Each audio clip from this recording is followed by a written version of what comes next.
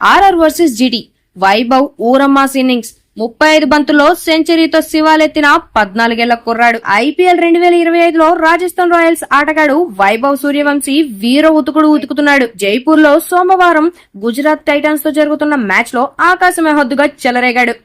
ఈ టోర్నీలో best bowling lineup గా పేరున్న గుజరాత్ బౌలర్లకు చుక్కలు చూపిస్తున్నాడు.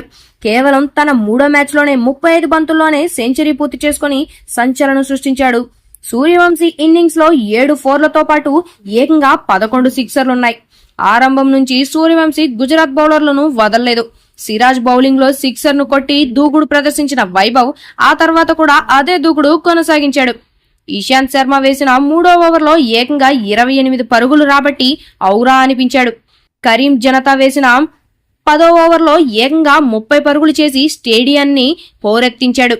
ఈ క్రమంలో 17 బంతుల్లో హాఫ్ సెంచరీ పూర్తి చేసుకున్న వైభవ్ రషీద్ ఖాన్ వేసిన 11వ ఓవర్లో బంతికి సిక్సర్ తో 35 బంతుల్లో సెంచరీ మార్క్ అందుకున్నాడు. భారత్ తరపున ఐపీఎల్ చరిత్రలో ఇదే ఫాస్టెస్ట్ సెంచరీ కావడం విశేషం. వైభవ్ తో పాటు జైస్వాల్ బ్యాట్ జులిపించడంతో పాటు రాజస్థాన్ విజయం దిశగా దూసుకెళ్తోంది. ప్రస్తుతం 11వ ఓవర్లో వికెట్ నష్టపోకుండా 155 పరుగులు చేసింది.